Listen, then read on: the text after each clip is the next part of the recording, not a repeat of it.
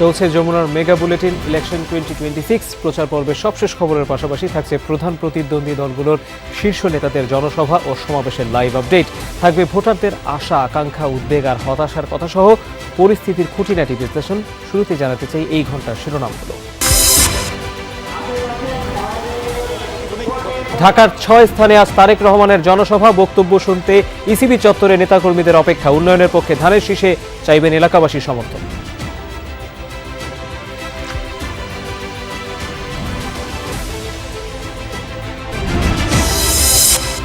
5 আগস্টের অসম্পূর্ণ কাজ বাস্তবায়নের দিন 12 ফেব্রুয়ারি বাড্ডার জনসভায় বললেন জামাত আমির। জানালেন ভাতার কথা বলে অপমান করা হচ্ছে তরুণদের।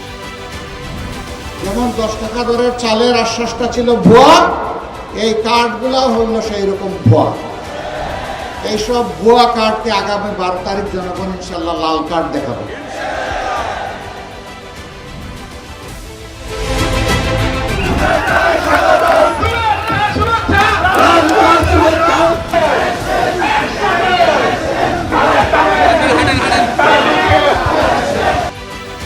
শেষ মুহূর্তের প্রচারে দম ফেলার সময় নেই প্রার্থীদের। ভোটারদের সাথে সখ্যতা করার চেষ্টা, জয় পেলে জনবান্ধব কর্মসূচি বাস্তবায়নের আশ্বাস। আদর্শের পরীক্ষায় আমরা উত্তীর্ণ, আলহামদুলিল্লাহ। আশা করি যে বিপুল ভোটে আমরা বিজয়ী হব ইনশাল্লাহ। নির্বাচনী পরিবেশ নিয়ে টিআইবির উদ্বেগ, ব্যাপক হারে বেড়েছে অর্থ ধর্ম পেশি শক্তির ব্যবহার। গণভোট নিয়ে অযাচিত বিভ্রান্তি তৈরি করছে সরকার ও ইসি।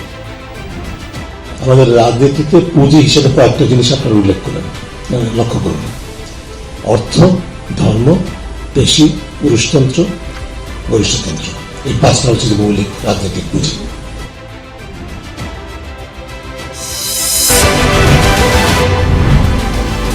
এতক্ষণ শিরোনাম দেখছিলেন দর্শক, আপনাদের সাথে আছি আমি তৌহিদ হোসেন। এবার পুরো খবরে যাচ্ছি। ঢাকা মহানগর উত্তরের 6টি সংসদীয় আসনে আজ নির্বাচনী জনসভায় অংশ নেবেন বিএনপি চেয়ারম্যান তারেক রহমান।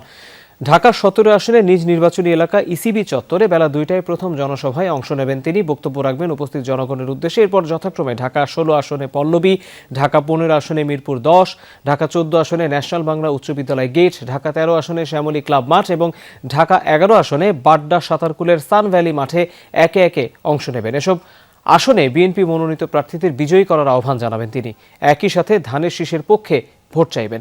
শুনবেন এলাকাবাসীর সমস্যার কথা। শনিবার উত্তরবঙ্গের 3 জেলায় সমাবেশের মধ্য দিয়ে শেষ হয় ঢাকার বাইরে তারেক রহমানের নির্বাচনী প্রচারণা।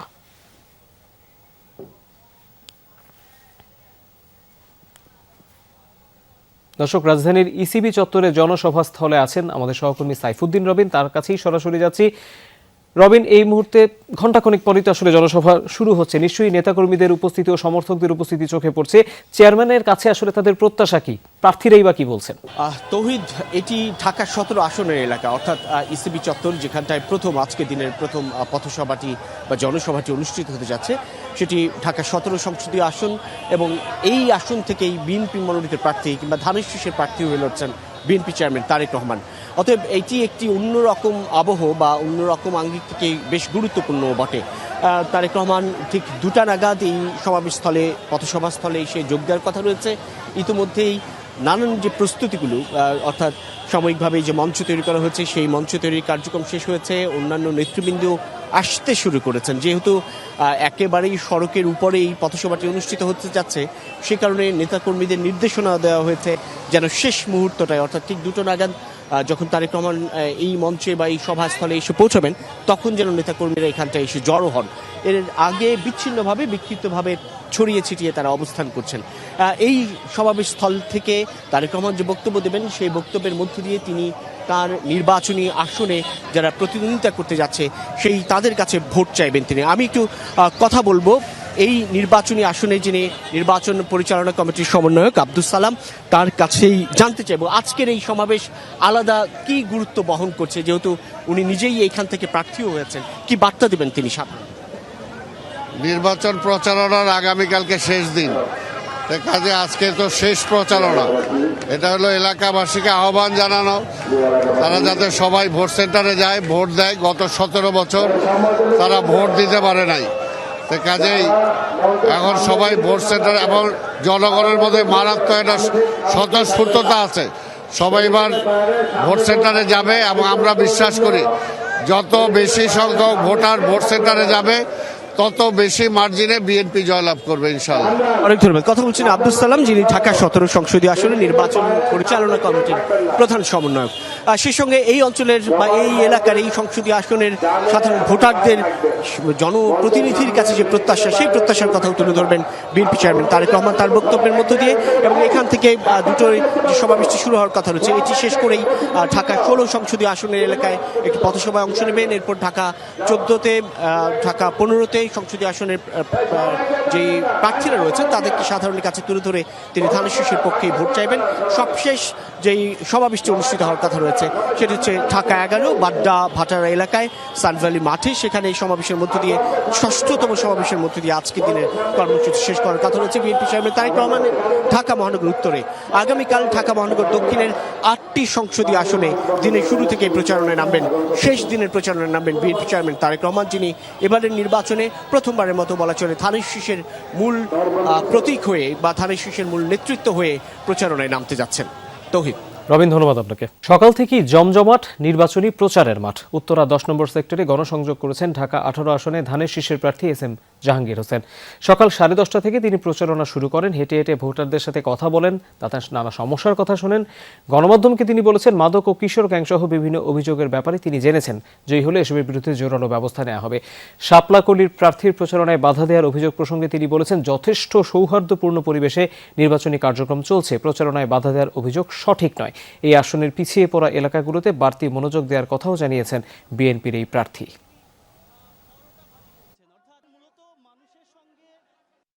আমরা কোনো নালিশে বিশ্বাসী না, আমরা কোনো অভিযোগে বিশ্বাসী না। হ্যাঁ, তবে যদি অভিযোগ করার মতো কিছু ঘটে অবশ্যই আপনারা অভিযোগ করবেন, কিন্তু এগুলো ভয় থেকে আগামী 12 তারিখে নির্বাচনে হেরে যাবে, জনগণ তাদের পক্ষে কাজ করতেছে না, জনগণ তাদের সায় দিচ্ছে না, সেটা তো আর বিএনপির অপরাধ না।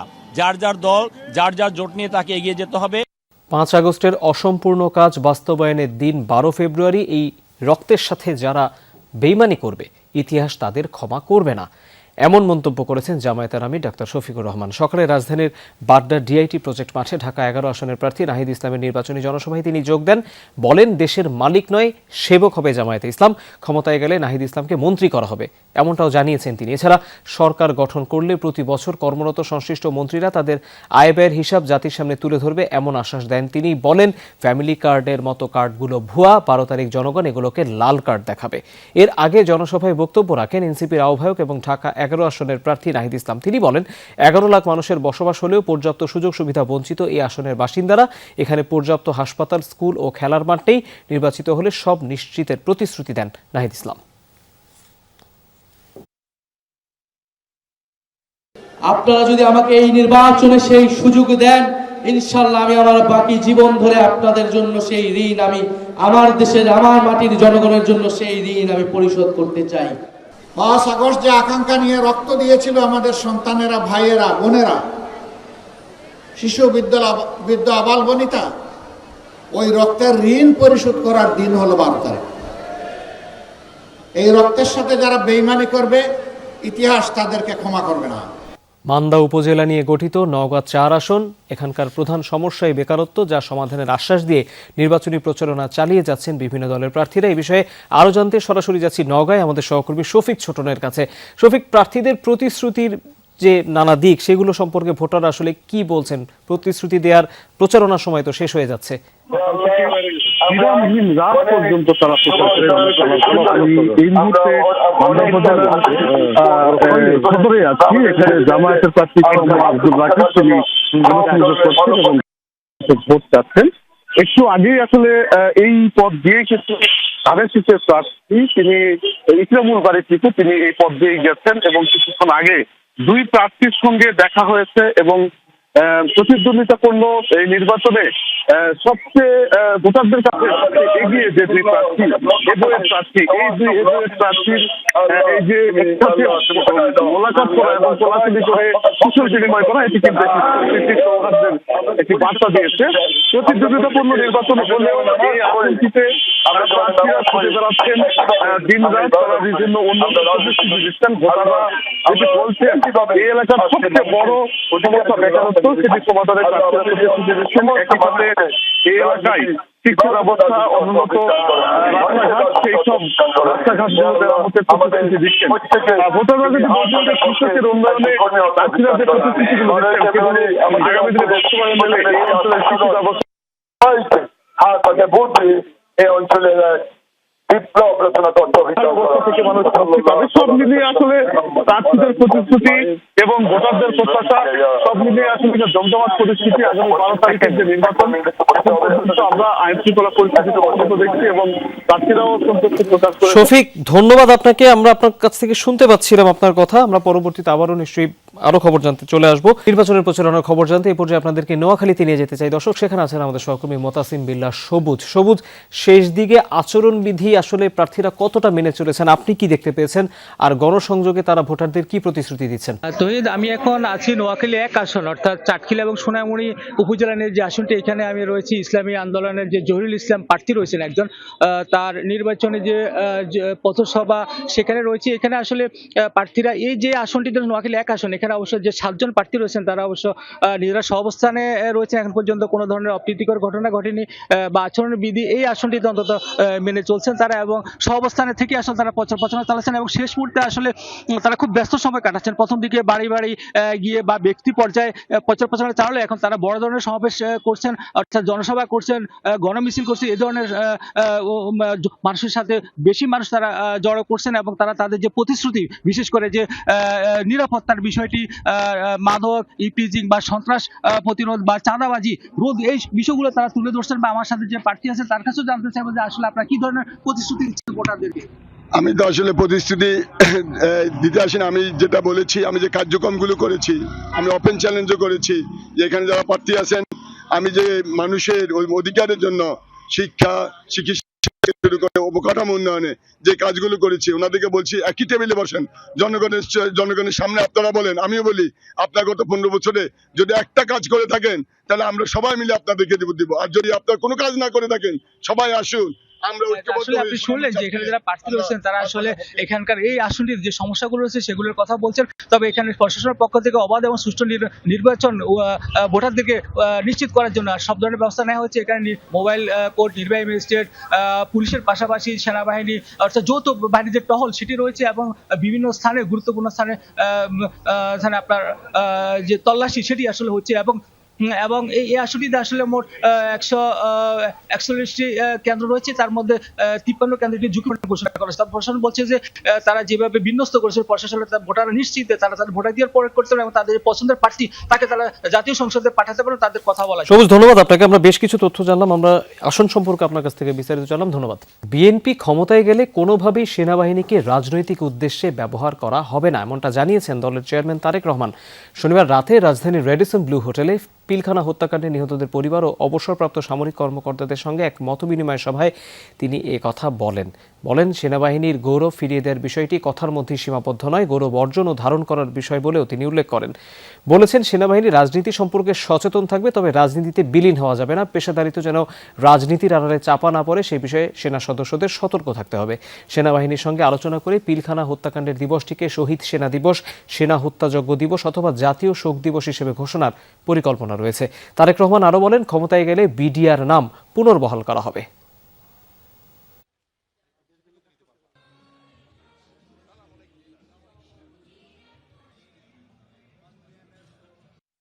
একটি রাজনৈতিক দলের সদস্য হিসাবে আমি এতটুকু বলতে পারি, জনগণের রায় বাংলাদেশ জাতীয়তাবাদী দল সরকার গঠনে সক্ষম হলে সেনাবাহিনীকে অবশ্যই কোনোভাবেই রাজনৈতিক স্বার্থে ব্যবহার করতে দেওয়া হবে না। সেনাবাহিনীর সঙ্গে আলোচনা করে বিডিআর পিলখানা সেনা হত্যাযজ্ঞের দিবসটিকে শহীদ সেনা দিবস অথবা সেনা হত্যাযজ্ঞ দিবস অথবা জাতীয় শোক দিবস হিসেবে ঘোষণা করার পরিকল্পনা আমাদের রয়েছে। দর্শক, এবার আমাদের সহকর্মীদের কাছ থেকে রাজধানীতে যে প্রার্থীদের গণসংযোগ সেই বিষয়ে খবরাখবর জানবো। এই মুহূর্তে রাজধানীর কাকরাইল এলাকায় আছেন আমাদের সহকর্মী রাশেদ নিজাম, তার কাছে যাচ্ছি। রাশেদ, ভোট নিয়ে তো অনেক প্রার্থীর সাথে নিশ্চয়ই আপনার কথা হয়েছে, এখন কোথায় আছেন, কার প্রচারণা চলছে? তহিদ, আমি সকাল থেকে ঢাকা 9 আসনে আমি বেশ কিছু জায়গায় গিয়েছিলাম, ভোটারদের সাথে কথা বলেছি। তারপরে গিয়েছিলাম ঢাকা 7, যেটা মূলত লালবাগ এলাকা, লালবাগ কোতোয়ালি এলাকায় পড়েছে। এবং সেখানে ব্যবসায়ীদের সাথেও কথা বলেছি। ব্যবসায়ীরা মূলত তাদের চাঁদাবাজি মুক্ত ব্যবসা করা, নিরাপদে ব্যবসা করার বিষয়গুলো নিয়ে আমাদের বলেছেন। তারপরে আমরা ঢাকা বিশ্ববিদ্যালয় এলাকায় গিয়েছিলাম, যেখানে নাসিরুদ্দিন পাটোয়ারি বিভিন্ন হলে গণসংযোগ চালাচ্ছিলেন। তো আমি ঢাকা 8-এই অবস্থান করছি, যদি আপনাদের ভিজুয়ালগুলো দেখাই। আমি যেহেতু ব্যবসায়ীদের একটি কেন্দ্রে গিয়েছিলাম ঢাকা 7-এ, যেখানে চকবাজার এলাকায় মূলত ঢাকার অন্যতম বড় ব্যবসা কেন্দ্র। আর এই মুহূর্তে আছি টাকরাইলে, যেদিকে বলা হয় আসলে আমাদের জাতীয় রাজস্ব বোর্ড, দুর্নীতি দমন কমিশন, তারপরে আঞ্জুমান মুফিদুল ইসলাম এবং ফিল্ম পাড়া বলা হয়, যেখানে যে শত সিনেমার যে অফিসগুলো রয়েছে, চলচ্চিত্রের সেই অফিসগুলো রয়েছে। এইদিকে কিন্তু একটি বড় বিপণী কেন্দ্র বলা যায় ঢাকার, এবং এইটিও কিন্তু ঢাকা 8-এর মধ্যে পড়েছে। এবং আমরা নাসিরুদ্দিন পাটোয়ারি ঢাকা বিশ্ববিদ্যালয় এলাকায় বিভিন্ন হলে গিয়ে তিনি প্রতিশ্রুতি দিচ্ছেন চাকরি দেওয়ার বিষয়ে, যারা পাশ করবেন শিক্ষার্থীরা তাদের চাকরি দেওয়ার বিষয়ে। এবং তিনি কিছু অভিযোগ করেছেন, যেমন আমরা সামাজিক মাধ্যমে একটু ভিজুয়াল এসেছে যে একজন যুবদল নেতা তার বাসার বিষয়ে খোঁজ নিচ্ছেন। তো গণমাধ্যমের কাছে নাসিরুদ্দিন পাটোয়ারি তিনি নিজের এবং পরিবারের নিরাপত্তা নিয়ে শঙ্কা প্রকাশ করেছেন। এবং আমরা এই এলাকায় কিছুক্ষণ পরে এখানকার যিনি ঢাকা 8-এর বিএনপির মনোনীত প্রার্থী মির্জা আব্বাস, তার নির্বাচনী প্রচার রয়েছে, তার কাছে আমরা কিছুক্ষণ পরেই যাব এবং সেখানে এই পাটোয়ারির যে অভিযোগগুলো রয়েছে সেই বিষয়গুলো নিয়ে আমরা জানতে চাইব। তো এটি কিন্তু ঢাকার যদি মধ্যাঞ্চল বলা যায়, ঢাকা 8, এবং অনেক আলোচিত এই নির্বাচন ঘিরে, যেহেতু দ্বৈরথ হচ্ছে নিয়মিতই, দুই প্রার্থী নানান ধরনের বক্তব্য দিচ্ছেন। যদিও মির্জা আব্বাসকে ইদানিং দেখতে পাচ্ছি তিনি একটু কম কথা বলছেন এই বিপরীত প্রার্থী নিয়ে, প্রতিনিধি প্রার্থী নিয়ে। তা আমরা তার নির্বাচনী প্রচারে যোগদান করে তিনি কি বলেন সাম্প্রতিক অবস্থা নিয়ে এবং নির্বাচনে সেই তথ্যগুলো নিয়ে আমরা দর্শকদের আপনাদের মাধ্যমে জানাতে পারব। তৌহিদ, রাশেদ, অনেক ধন্যবাদ আপনাকে। বিএনপি এক ব্যক্তির শাসন চায় না, সংস্কার ও পরিবর্তন চায়। 12 ফেব্রুয়ারি ঠিক হবে দেশ আগের মতো চলবে নাকি নতুন দিকে এগোবে। ঠাকুরগাঁওয়ে এমনটি বলেছেন বিএনপির মহাসচিব মির্জা ফখরুল ইসলাম আলমগীর। সকালে জগন্নাথপুর ইউনিয়নের গলিমবাবুর হাটে নির্বাচনী পথসভায় অংশ নেন তিনি। এ সময় মির্জা ফখরুল বলেন, বিএনপি সংস্কারের পক্ষের জন্যই গণভোটে হ্যাঁর পক্ষে ভোট চাইছে। এদেশে সংখ্যালঘু বলতে কেউ নেই, হিন্দু, মুসলিম, বৌদ্ধ, খ্রিস্টান সকলেই বাংলাদেশি। বিএনপি অতীতেও যেমন সবার পাশে ছিল, আগামীতেও থাকবে। ক্ষমতায় গেলে কৃষি, শিক্ষা, স্বাস্থ্য ও কর্মসংস্থানে বিশেষ গুরুত্ব দেওয়ার কথা বলেন বিএনপি মহাসচিব। সমৃদ্ধ দেশ গড়তে সবাইকে ধানের শীষে ভোট দেওয়ার আহ্বান জানান তিনি।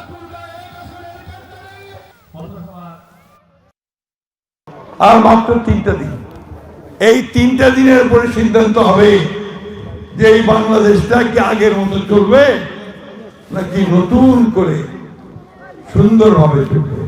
প্রধানমন্ত্রী যে হবে সেই প্রধানমন্ত্রীকে আমরা চাই একজন তরুণ হিসাবে, এবং যে নতুন চিন্তা ভাবনা নিয়ে আসবে, তাই তো? মার্কেটে কি তারিখ সাহেবের দর্শক, উইমেন অ্যান্ড ডেমোক্রেসির মতবিনিময় সভায় কথা বলছেন বিএনপি চেয়ারম্যান তারেক রহমানের কন্যা ব্যারিস্টার জাইমা রহমান। আমরা সরাসরি যাচ্ছি সেখানে। বড় একটা জায়গা লাগবে, বুঝতে হবে ঠিক আছে কোন বয়স থেকে কোন বয়স, ওদের খাবারের ব্যবস্থা, ওদের মানে সুস্থের ব্যবস্থা, ওর যদি কারো কোনো জ্বর থাকে, কোনো দশজন বাচ্চা ঠিকভাবে সামাল দিতে, এগুলো যদি ঠিক মতো না হয় তাহলে মাদেরও তো কাজ করতে পারবে না, ওরকম সুযোগ নেই। তো কিছু স্ট্রাকচারাল ব্যারিয়ার্স তো আছে পলিটিক্সের মধ্যে, রাজনীতির মধ্যে। আমরা যেটা দেখতে পারি, মানে প্রথম থেকে যদি আমরা দেখি, আপনারা খুব সুন্দরভাবে কিছুজন বলেছেন যে উমামা আপা, হেমা আপা, আপনারা তো মানে নিজ থেকে অনেক বড় মানে স্টুডেন্ট, ভেরি ইমপ্রেসিভ। এখন আপনাদের মতো অনেক আছে নিশ্চয়ই, আপনারা তো ওদের সাথেও নিশ্চয়ই কাজ করেন। ঠিক মতো না চিন্তা করি, ঠিক আছে স্টুডেন্ট লিডার থেকে, লোকাল গভর্নমেন্ট থেকে ওই পাইপলাইনটা যদি সৃষ্টি না করা হয়, আর ওই পাইপলাইনটা ধরে রাখা যদি না হয়, তাহলে মেরামত করা না হয়, তাহলে তো সুযোগ সুবিধা থাকবে না। ওরকম ভালো ভালো নেত্রীদের ওরকম আমরা সুযোগ দিতে পারবো না। তো ওইটা প্রথমে করতে লাগবে, পাইপলাইনটা সৃষ্টি করতে রাখবে আর ধরে রাখতে রাখবে। দ্বিতীয় পয়েন্টটা হচ্ছে যে এই মেন্টরশিপ আর ট্রেনিং। আপনারা অনেকজন আছেন, অনেক প্রফেশনে খুব বিশিষ্ট, এবং অনেক তরুণরাও আছে, আমরা আপনাদের কাছ থেকে শিখবো অবশ্যই। তো ওই মেন্টরশিপ আর ট্রেনিং প্রোগ্রামটা এই পলিটিক্সে আর সিভিক ডিউটিতে যদি না থাকে, তাহলে ও কিভাবে বুঝবে যে ঠিক আছে আমার এইভাবে এই পথে যাওয়া উচিত, আমার ঠিক আছে এইভাবে জিনিসটা গুছিয়ে করা উচিত। তার মানে একটা ছায়ার মতো, একটা তাল গাছের ছায়ার মতো যদি একজন কেউ না থাকে, একটা মেন্টর, তাহলে কিভাবে ওই ছোট গাছটা আবার বড় হবে।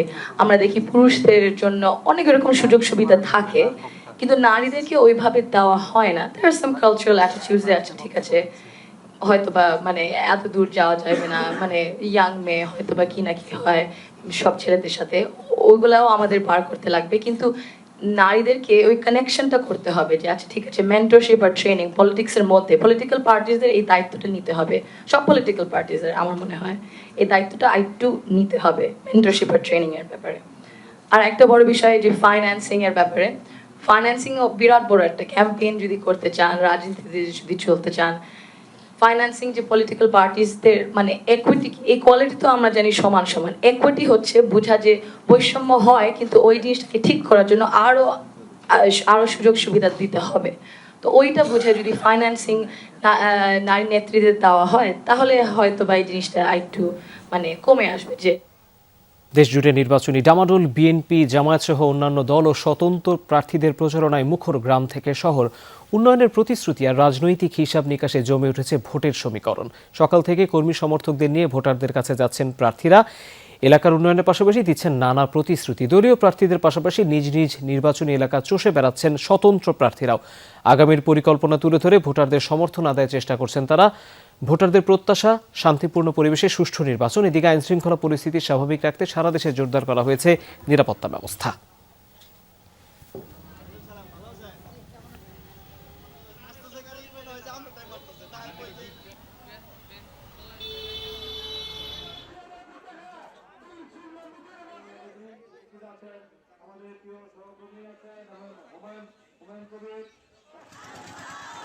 দর্শক, নির্বাচনী প্রচারণার খবর জানতে আবারও যাচ্ছি রাজধানীর বাইরে। নেত্রকোনায় আছেন আমাদের সহকর্মী কামাল হোসাইন, তার কাছে যাচ্ছি। কামাল, প্রচারণার সময় যেহেতু শেষ মুহূর্তে, ভোটারদের ভিতরে আসলে নির্বাচন নিয়ে কেমন সাড়া দেখতে পাচ্ছেন?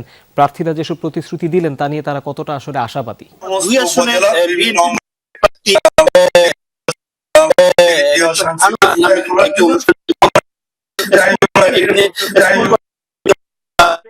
তিনি শহরের মুক্তাপাড়া খালেদা চৌধুরী মুক্ত মঞ্চে আছেন, সেখানে প্রার্থীদের নানা প্রশ্নের মুখোমুখি হয়েছেন। আমরা একটু জানতে চাইবো এই ভোটারদের অবস্থা। এখানে তরুণ প্রার্থীরা আসলে কি কি দাবি করছে প্রার্থীদের কাছে, কি বলবেন? ভোটারদের কি পাবেন?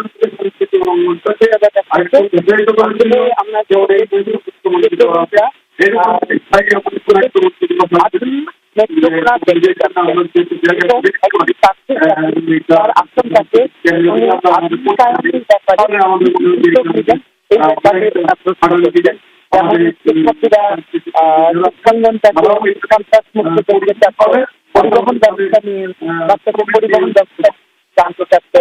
এবং আপনারা জানেন থেকে একটা পালন কেন্দ্র বলি আমরা, তো সেই হিসাবে ওরা চাচ্ছে যে আমরা আমাদের সুন্দর করে তুলে ধরতে পারি। অডিটোরিয়াম যদি একটা থাকে, আমাদের প্রেজেন্টেশনটা ভালো হলো, হ্যাঁ, এটা আমাদের একটু অভাব রয়ে গেছে। আমরা ওরা এইসব ব্যাপারগুলোতেই জানতে চাচ্ছি। এবং আমাদের প্রার্থী আমরা দেখছি স্বতঃস্ফূর্তভাবে এটা ধন্যবাদ। কেমন প্রার্থী ভোটারদের, তরুণ ভোটারদের কি ভাবনা আসছে আপনাদের, কি বলবেন? আমাদের তো ধন্যবাদ আপনাকে কামাল। নেত্রকোনা থেকে আমরা জানছিলাম সেখানকার প্রার্থীদের নির্বাচনী প্রচারণার খবর। পরের খবরে যাচ্ছে, নির্বাচন ঘিরে ক্রমেই বাড়ছে সহিংসতা, ব্যাপকভাবে বেড়েছে অর্থ, ধর্ম ও পেশি শক্তির ব্যবহার। দুপুরে সংবাদ সম্মেলনে একথা বলেছেন টিআইবির নির্বাহী পরিচালক ডক্টর ইফতেখারুজ্জামান। প্রার্থীরা নির্বাচনী ব্যয়সীমা মানছেন না এমন অভিযোগ করেছেন তিনি। বলেছেন, অনলাইন অফলাইন প্রচারণা সহ নির্বাচনের প্রতিটি স্তরে প্রার্থীরা আচরণবিধি ব্যাপকভাবে লঙ্ঘন করছে। অবাধ সুষ্ঠু নির্বাচন আয়োজনে নির্বাচন কমিশনের ঘাটতি দৃশ্যমান। গণভোট নিয়ে টিআইবির পর্যবেক্ষণ নিয়ে তিনি জানান, নির্বাচন কমিশনের নির্দেশনায় নির্বাচন ও গণভোটকে সমর্থক হিসেবে বিবেচনা করা হচ্ছে, যা প্রশ্নবিদ্ধ। গণভোট নিয়ে সরকার ও নির্বাচন কমিশন অযাচিত বিভ্রান্তি তৈরি করছে বলে মনে করে টিআইবি। জানান ট্রান্সপারেন্সি ইন্টারন্যাশনাল বাংলাদেশ, টিআইবি গণভোটে হ্যাঁ পক্ষে। জুলাই জাতীয় প্রেক্ষাপটে প্রাক নির্বাচন ও গণভোট পরিস্থিতি সম্পর্কে টিআইবি নির্বাচন কমিশন অনলাইন অংশীদারদের মধ্যে ক্রমবর্ধমানভাবে প্রয়াস আছে নিঃসন্দেহে, বিশেষ করে রাজনৈতিক সংঘাত এবং নির্বাচনে আচরণবিধির লঙ্ঘন এবং অনিয়ম অসুস্থ প্রতিযোগিতা প্রতিরোধে নির্বাচন কমিশনের উপরে যে আরোপিত দায়িত্ব, সেটি কার্যকর প্রয়োগের ক্ষেত্রে দৃশ্যমান অনেক ক্ষেত্রেই ঘাটতি দেখা যাচ্ছে। তার পেছনে অবশ্য মূল চালিকা শক্তি হচ্ছে রাজনৈতিক দল। তারা এত প্রভাবশালী যে নির্বাচন কমিশন অনেক সময় কঠোর অবস্থান নিতে ব্যর্থ হয়, তার পরিচয় দেয়। এবং নির্বাচন ঘিরে রাজধানীর প্রায় সব এলাকাতে টহল চালাচ্ছে আইনশৃঙ্খলা বাহিনী। এই বিষয়ে বিস্তারিত জানতে সরাসরি যাচ্ছি ফার্মগেটে আমাদের সহকর্মী রাব্বি সিদ্দিকীর কাছে। রাব্বি, এই মুহূর্তে রাজধানীর নিরাপত্তা ব্যবস্থা কেমন দেখছেন? কিছুটা কঠোরতা চোখে পড়েছে কিনা? আজকে থেকে কিন্তু আনুষ্ঠানিকভাবে নির্বাচন উপলক্ষে যে টহল কার্যক্রম সেটা কিন্তু শুরু হয়েছে। আমরা জানি যে এই নির্বাচনকে সুষ্ঠু শান্তিপূর্ণ করার জন্য আইন শৃঙ্খলা বাহিনীর বিভিন্ন ইউনিট কিন্তু এরই মধ্যে মাঠে নেমেছে। কিছুক্ষণ আগে এই ফার্মগেট, তেজগাঁও এই এলাকায় সেনাবাহিনীর নেতৃত্বে যৌথ বাহিনীর একটি টহল হয়েছে এবং আমরা দেখেছি যে টহলগুলো মূলত সব বাহিনী, বিজিবি, র্যাব থেকে শুরু করে সেনাবাহিনী, পুলিশ, সব বাহিনী কিন্তু এই টহলটি কার্যক্রমটি পরিচালনা করছে। আছি ঠিক ফার্মগেটের যে ফুটওভার ব্রিজ, এই পয়েন্টে টহলের যে কার্যক্রম সেটি কিন্তু এখানে একটু আগে হয়েছে। মূলত মানুষের মনে আস্থা তৈরির জন্য এই টহলগুলো করছে আইন শৃঙ্খলা বাহিনী, যে ভোট নিয়ে যে মানুষের ভিতরে এক ধরনের ভীতি কাজ করছে এবং সেক্ষেত্রে আইন শৃঙ্খলা বাহিনী সেই ভীতি কাটানোর জন্য নিয়মিতভাবে দিনব্যাপী এবং রাতেও কিন্তু এই টহলগুলো পরিচালনা করা হবে। একটাই উদ্দেশ্য, ভোটের সময়, ভোটকে কেন্দ্র করে ভোটের আগে পরে কোনো ধরনের কোনো বিশৃঙ্খল পরিস্থিতি যেন তৈরি না হয়, সেই উদ্দেশ্যেই কিন্তু এই টহল কার্যক্রমগুলো পরিচালিত হচ্ছে। যেমনটা আমরা জানতে পেরেছি, সেনাবাহিনী সেই সাথে যৌথ বাহিনীর বরাত দিয়ে যদি বলি যে আনুষ্ঠানিকভাবে নির্বাচন কমিশনের সাথে সমন্বয় করেই কিন্তু এই টহল কার্যক্রমগুলো কিন্তু পরিচালনা করা হচ্ছে এবং সেনাবাহিনীর 1 লাখেরও বেশি, সেই সাথে বিজিবি 37,000-এরও বেশি সদস্য, এছাড়া পুলিশ বাহিনীর 1 লাখেরও বেশি সদস্য, সব মিলিয়ে বাহিনীগুলোর প্রায় 10 লাখেরও মতো সদস্য কিন্তু এবার পুরো বাংলাদেশে কিন্তু এই যে নিরাপত্তামূলক ব্যবস্থা, নিরাপত্তামূলক প্রস্তুতি, সেই প্রস্তুতির কাজগুলো কিন্তু করে যাচ্ছে। রাব্বি, অনেক ধন্যবাদ আপনাকে। পররাষ্ট্র উপদেষ্টা তৌহিদ হোসেন এবং পররাষ্ট্র সচিব আসাদ আল সিয়ামের সাথে বৈঠক করেছেন ঢাকায় নিযুক্ত যুক্তরাষ্ট্রের রাষ্ট্রদূত ব্রেন্ট টি ক্রিস্টেনসেন। সকালে পররাষ্ট্র মন্ত্রণালয়ে প্রায় 2 ঘন্টা ধরে চলে বৈঠক। পরে মার্কিন রাষ্ট্রদূত সাংবাদিকদের সাথে কথা বলেন। জানান, দায়িত্ব নেওয়ার পর পররাষ্ট্র উপদেষ্টা ও সচিবের সাথে এটাই তার প্রথম বৈঠক। জানান, দুদেশের সার্বিক পরিস্থিতি নিয়ে আলোচনা হয়েছে, দ্বিপাক্ষিক সম্পর্কের গুরুত্বপূর্ণ বিষয়গুলো নিয়ে ফলপ্রসূ আলোচনা হয়েছে। আলোচনায় বাণিজ্য ও ট্যারিফ ইস্যু, দ্বিপাক্ষিক সম্পর্ক, রোহিঙ্গা সংকট সমাধান সহ সামগ্রিক আঞ্চলিক পরিস্থিতি গুরুত্ব পায়। এছাড়া আসছে জাতীয় নির্বাচন, ভোট চলাকালীন নিরাপত্তা পরিস্থিতি সহ সংশ্লিষ্ট বিষয়গুলো নিয়েও তারা আলোচনা করেন।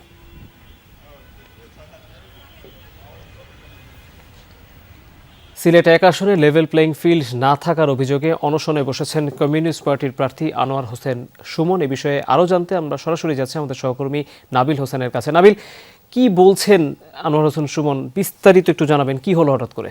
তৌহিদ, দেখুন, সিলেট 1 আসনে আমরা বড় দলগুলোর কাছ থেকে তেমন কোনো অভিযোগ বা নির্বাচনী পরিবেশ নিয়ে অসন্তুষ্টির কথা শুনছিলাম না। আমরা দেখেছি যে আসলে একটা নির্বিঘ্নে উৎসবমুখর পরিবেশেই প্রচারণার কাজগুলো চলছিল।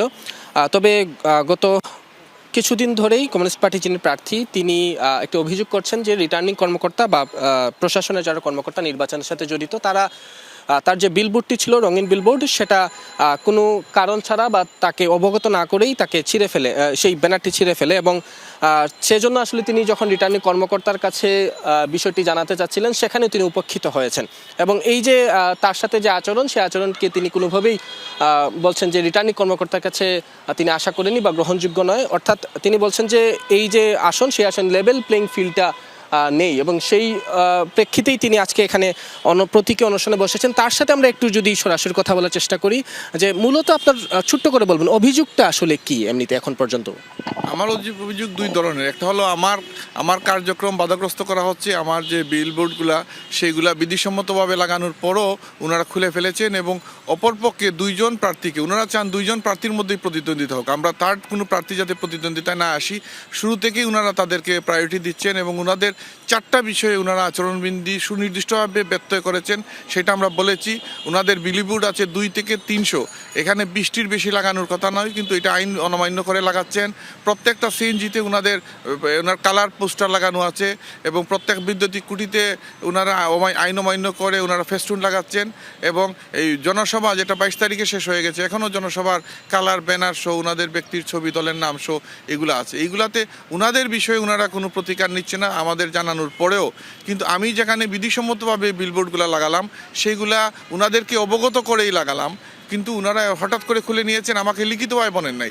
এখন পর্যন্ত ওনারা লিখিতভাবে কেন নিয়েছেন, কি কারণে, আমি কি আইনের ব্যত্যয় করেছি এটা বলেন নাই। যেহেতু একদিকে ওনারা আমার বৈধ প্রচারণাকে বাধাগ্রস্ত করছেন, অপরদিকে ওরা যেটা বেআইনি আচরণ করছে, যেটা বিধি বহির্ভূতভাবে আচরণবিধি ভঙ্গ করছে, সেই ক্ষেত্রে ওনারা কোনো ব্যবস্থা নিচ্ছেন না। এমনিতে রঙিন যে বিলবোর্ড সেটা কি অন্যান্য প্রার্থীরা বা এই কোনো আসনে লাগিয়েছে নাকি আপনার জানা আছে? এটা সারা দেশে লাগাচ্ছে এবং সিলেটেরও আপনার গোলাপগঞ্জের বিয়ানীবাজারের যে আসন, সিলেট আসন, এটা সিলেট জেলার মধ্যেই তো একই রিটার্নিং অফিসার।